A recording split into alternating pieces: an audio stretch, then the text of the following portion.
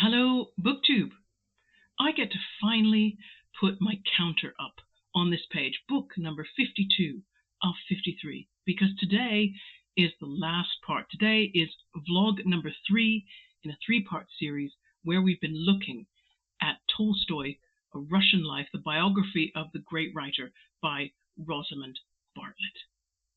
Now, part 3 is about Tolstoy after he turns 49, which is 7 times 7. And according to Bartlett, this really mattered to Tolstoy. Tolstoy believed that life was lived in ages, each of which was 7 years long. And the 7th of those, i.e. the 49th, was of greatest importance. On page 252, Bartlett writes, quote, "It was perhaps inevitable that a man who did nothing by half measures would experience something beyond the typical midlife crisis." So that's what we will talk about, Tolstoy's personal crisis and the next stage of his life, which caused a lot of difficulties for successive Russian governments and the Russian Orthodox Church, not only while Tolstoy was alive, but for many decades afterwards.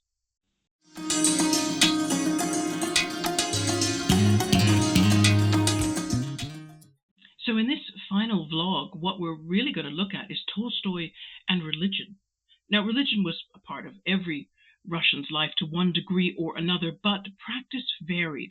Tolstoy's social circle, the nobles and the intellectuals, they could get away with practicing religion purely as a social obligation, a ritual.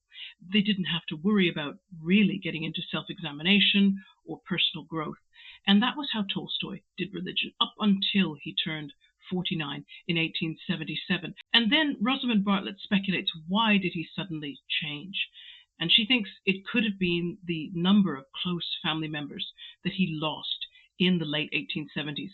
3 of his children died in that time before they'd reached their 3rd birthday. And you can see Tolstoy's diary entries contain a lot of writing about death, a lot of thinking on that subject, his own mortality. At any rate, he suddenly went beyond just the social obligation level of religiosity and became very devout. He went on pilgrimages to the famous Optina Pustin monastery, and he fasted more often.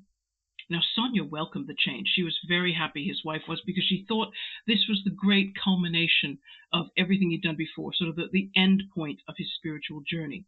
She might also have been happy about the fact that Tolstoy purchased a second home in Moscow because his older sons were reaching the age where they needed to prepare for university. And so Sonia was able, finally, to go to the city to enjoy more stimulation and company, the things that she'd yearned for 18 years.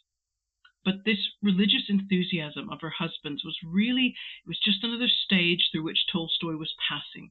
He had always been thorough when he was doing his research for novels, and so that same thoroughness came into his approach to religion. He taught himself classical Greek so that he could translate the Gospels for himself.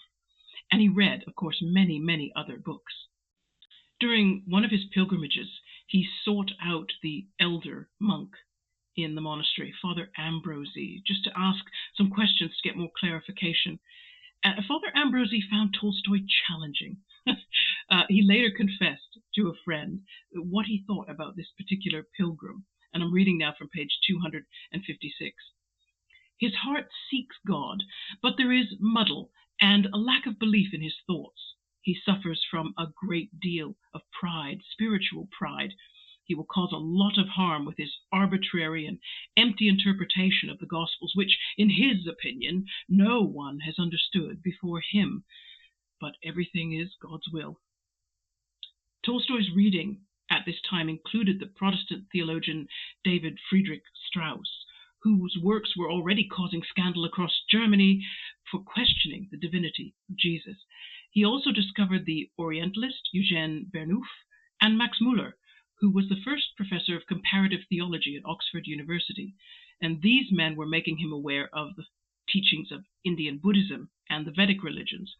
So by the time Tsar Alexander II was assassinated in 1881, 4 years after Tolstoy's significant 49th birthday, all that reading had turned Tolstoy into a Protestant himself, but a particular Russian kind of Protestant, because what he wanted to do was protest against the practices and the doctrines of the Russian Orthodox Church. So after 4 years, without having published any new writing, Tolstoy had a manuscript titled Confessions, and he went looking for a publisher. Now, according to Russian law at the time, all works that were about to be published and they touched on religious subjects, they had to be first approved by a censor committee made up mainly of senior Russian clergy. Confessions upset this committee so much that they demanded every copy be seized and certain offensive passages be cut out. Well, that started an absolute frenzy. Anybody who had the money and power to obtain the printed copy anyway did so and concealed it before it was censored. And it wasn't long before the Russian government also decided, in lieu of the committee's findings, that they should maybe place Tolstoy under continual surveillance. But the sales of Confessions was phenomenal, in spite everything. And so Tolstoy kept on writing. In fact, most of his works that were published during the last 30 years of his life, they either address questions of spirituality directly or how you might apply spiritual thinking to various aspects of life. And you can tell if I just put the titles of the books up on screen now so that you can read them. Confession, The Gospel in Brief, What I Believe, On Life and Essays on Religion, The First Step on Vegetarianism, most importantly, The Kingdom of God is Within You, very powerful book, and on and on and on it goes.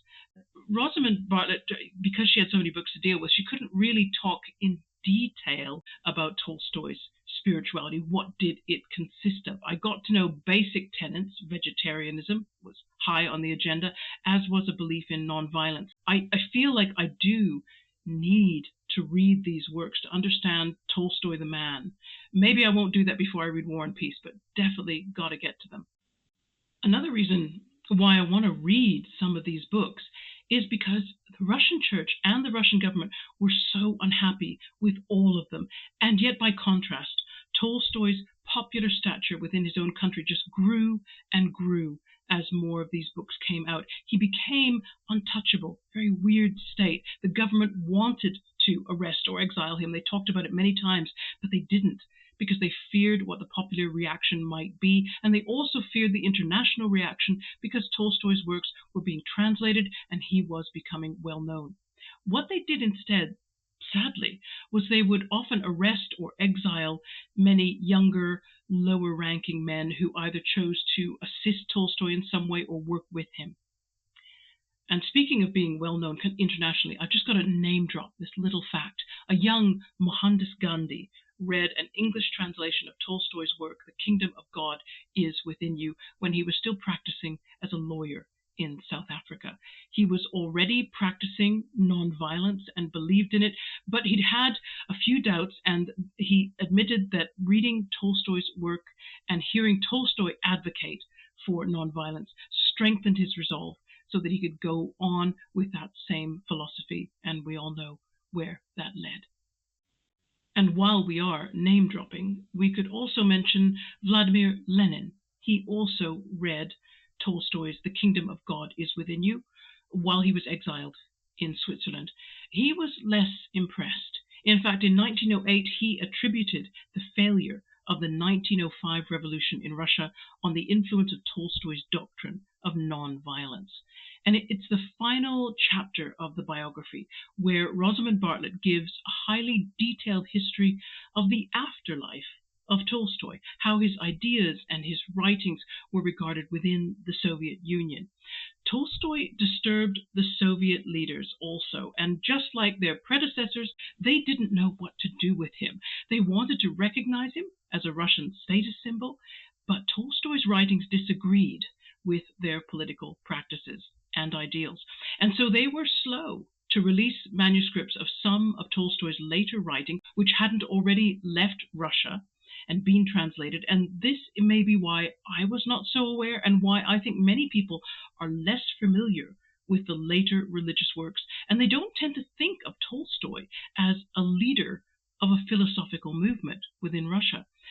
And I'm going to leave a link in my description box, and this is to a review in the Independent newspaper of this particular biography. And they single out the final chapter and say, this is Rosamund Bartlett's unique contribution to our knowledge of Tolstoy, particularly what happened to his wife and his children after Tolstoy died in 1910, but also how many Russians adopted Tolstoy's teachings as a way of life, and they held those beliefs in spite suffering arrest and exile at the hands of the Soviet government. Finally, let's talk about some follow-up reading. If you've watched a lot of my content going back, it might be a year now actually, you might remember J. Perini. He was the author who became very good friends with Gore Vidal when Vidal was older and wrote his biography. Every time a friend succeeds, something inside me dies. Yeah, good title. Love that title. Now, Jay's written many different kinds of books, but in light of today's subject matter, I'm going to recommend a bit of historical fiction. So I'm going to say The Last Station, which is J. Perini's novel imagining the final year of Tolstoy's life. If you're not really going to be into big fat nonfiction, I'm thinking of someone out here, thinking of you, Meg, and maybe you'd prefer a novel. Well, this is going to, I hope, give you a sense of the cult status that Tolstoy had achieved by the final year of his life and beyond. And to give you another idea of it, if I just put this 1901 political cartoon on screen, you can see Tolstoy looming as a giant against the tiny figure of Tsar Nicholas II. And that, everyone, is Tolstoy in a nutshell, if such a thing is even possible.